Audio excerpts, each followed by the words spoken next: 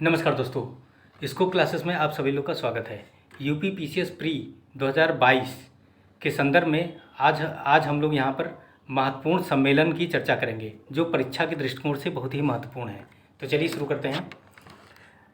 चौथा भारत अमेरिका 2+2 मंत्री स्तरीय सम्मेलन अप्रैल 2022 में अमेरिका के वाशिंगटन डीसी में आयोजित किया गया, जिसका प्रतिनिधित्व भारत की ओर से रक्षा मंत्री राजनाथ सिंह और विदेश मंत्री एस जयशंकर और अमेरिका की तरफ से विदेश मंत्री एंटनी ब्लिंकन और रक्षा मंत्री लॉयड ऑस्टिन ने की। दोनों पक्षों द्वारा NASA ISRO synthetic aperture radar Nisar उपग्रह के विकास पर चर्चा की। ध्यातव्य है कि इस उपग्रह का 2023 में भारत में प्रक्षेपण किया जाएगा, जो जलवायु संकट से निपटने की दिशा में एक महत्वपूर्ण कदम होगा। बहुत इंपॉर्टेंट है, ध्यान रखिएगा आप लोग। आगे बढ़ते हैं हम लोग। भारत ऑस्ट्रेलिया वर्चुअल शिखर सम्मेलन मार्च 2022। इस सम्मेलन में भारतीय प्रधानमंत्री नरेंद्र मोदी तथा ऑस्ट्रेलिया की प्रधानमंत्री स्कॉट मॉरिसन ने हिस्सा लिया। इस आभासी सम्मेलन में भारत ऑस्ट्रेलिया आर्थिक सहयोग एवं व्यापार समझौते पर हस्ताक्षर किए गए। किसी विकसित देश के साथ यह भारत का पहला व्यापारिक समझौता है, जिसके अंतर्गत खनिजों के विदोहन के क्षेत्र में सहयोग के लिए भारत के खनिज विदेश इंडिया लिमिटेड और ऑस्ट्रेलिया के क्रिटिकल मिनरल्स और फैसिलिटेशन ऑफिस के बीच एक हस्ताक्षर हुआ है। किन दो संस्थाओं के बीच में हुआ है? भारत के खनिज विदेश इंडिया लिमिटेड और ऑस्ट्रेलिया के क्रिटिकल मिनरल्स फैसिलिटेशन ऑफिस के बीच में हस्ताक्षर हुआ है। ये बहुत इंपॉर्टेंट तथ्य है, इसको ध्यान रखिएगा आप लोग। इस दौरान ऑस्ट्रेलिया की प्रधानमंत्री द्वारा भारत की 29 प्राचीन धरोहरें भारत को लौटाई गई। आगे बढ़ते हैं।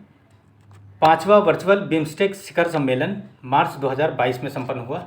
इसकी बिम्स्टेक की स्थापना जो है 1997 में की गई थी। इसके सदस्य देश हैं बांग्लादेश, भारत, श्रीलंका, नेपाल, थाईलैंड, म्यांमार और भूटान। कुल 7 सदस्य हैं। इनकी संख्या कितनी है बिम्स्टेक सदस्यों की? 7 है। सम्मेलन के दौरान थाईलैंड ने बिम्स्टेक के अगले अध्यक्ष के रूप में पद ग्रहण किया। आगे बढ़ते हैं। 21वां विश्व सतत विकास शिखर सम्मेलन फरवरी 2022 में हुआ।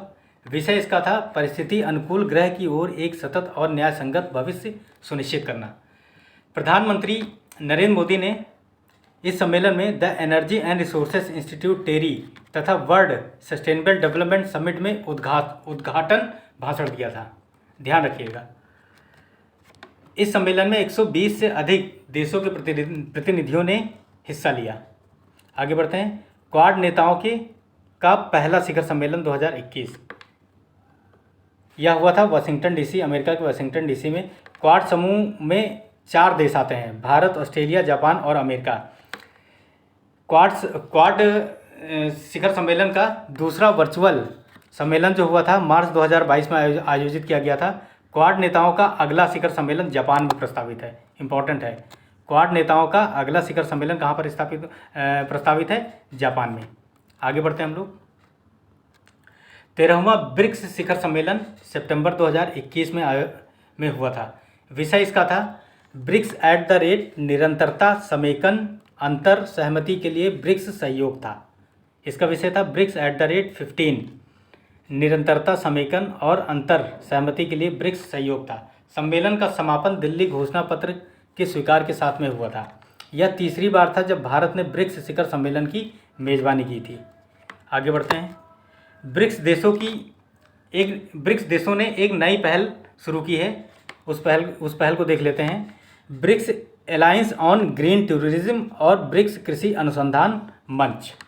ब्रिक्स देशों के अंतरिक्ष एजेंसियों के प्रमुखों ने सुदूर संवेदन उपग्रह के डाटा को साझा करने के सहयोग के साथ एक समझौता किया है।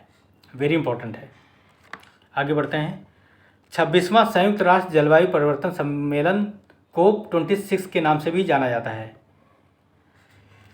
इसका आयोजन ग्लासगो स्कॉटलैंड में हुआ था। अध्यक्षता ब्रिटिश कैबिनेट मंत्री जो भारतीय मूल के हैं आलोक शर्मा द्वारा की गई थी। कोप 27 का जो 2022 में प्रस्तावित है वह मिस्र में होगा, और कोप 28 जो 2023 में प्रस्तावित है वह संयुक्त अरब अमीरात मतलब यूएई में होगा। ये भी ध्यान रखिएगा, शॉर्ट फॉर्म में UAE। आगे बढ़ते हैं। प्रधानमंत्री मोदी ने पंचामृत रणनीति का प्रस्ताव रखा जो निम्नलिखित है। मतलब कोप 26 में प्रधानमंत्री नरेंद्र मोदी ने पंचामृत रणनीति का प्रस्ताव रखा जो कि निम्नलिखित है। भारतवर्ष 2070 तक शुद्ध शून्य उत्सर्जन की प्राप्ति का लक्ष्य उन्होंने निर्धारित किया है। वर्ष 2030 तक 50% ऊर्जा आवश्यकताएं अक्षय ऊर्जा स्रोतों से पूरी की जाएंगी। आगे बढ़ते हैं। वर्ष 2030 तक कार्बन एमिशन में 1 बिलियन टन की कमी का लक्ष्य रखा गया है। वर्ष 2030 तक सकल घरेलू उत्पाद की प्रति इकाई उत्सर्जन तीव्रता को 45% तक कम करने का लक्ष्य रखा गया है। वर्ष 2030 तक 500 गीगावाट नवीकरणीय ऊर्जा को उत्पन्न करने का लक्ष्य रखा गया है। यह जो है भारत के प्रधानमंत्री द्वारा पंचामृत रणनीति ये रखी गई है। आगे बढ़ते हैं। अमेरिका, यूरोपीय संघ एवं अन्य देशों द्वारा ग्लोबल मीथेन प्लेस को लॉन्च किया गया है। ठीक है, कोप 26 की बात हो रही है। कोप 26 में ये सारी चीज़ें की गई हैं। 16वां G20 शिखर सम्मेलन जो है अक्टूबर 2021 में रोम, इटली में इसका आयोजन हुआ था। इसकी अध्यक्षता इटली ने की थी। इसका मोटो था, या विषय कह लीजिए, पीपुल, प्लैनेट एंड प्रॉस्पेरिटी। आगे बढ़ते हैं। एजेंडा: जलवायु परिवर्तन, आर्थिक सुधार, महामारी और वैश्विक न्यूनतम कॉर्पोरेट कर दर। 17वां G20 शिखर सम्मेलन 2022 इंडोनेशिया में प्रस्तावित है। 18वां G20 शिखर सम्मेलन 2023 भारत में है। ये वेरी इंपॉर्टेंट है। 18वां G20 शिखर सम्मेलन 2023 ये भारत में होना प्रस्तावित है। और 19वां G20 शिखर सम्मेलन 2024 में जो होगा वह ब्राज़ील में होगा। इसको देख लीजिएगा, ये परीक्षा के दृष्टिकोण से बहुत ही महत्वपूर्ण है। एक बार और इसको एक बार देख लेते हैं। 17वां G20 शिखर सम्मेलन 2022 ये इंडोनेशिया में होगा। 18वां G20 शिखर सम्मेलन 2023 यह भारत में होगा। 19वां G20 शिखर सम्मेलन 2024 यह ब्राज़ील में होगा। आगे बढ़ते हैं। आसियान का 38वां व 39वां शिखर सम्मेलन अक्टूबर 2021 में वर्चुअली हुआ था। इसका आयोजन ब्रुनोई के दारुसलाम में किया गया था। इसका विषय था we care, we prepare, we prosper. इस सम्मेलन के साथ 18वां भारत आसियान तथा 16वां ईस्ट इंडिया समिट का भी आयोजन किया गया था। इसी समिट में 18वां भारत आसियान शिखर सम्मेलन वर्ष 2022 में आसियान भारत संबंध साझेदारी के 30 वर्ष पूरे करेगा। 18वां भारत आसियान शिखर सम्मेलन वर्ष 2022 में आसियान भारत संबंध साझेदारी के 30 वर्ष पूरे करेगा और इसे आसियान भारत मैत्री वर्ष के रूप में मनाया जाएगा।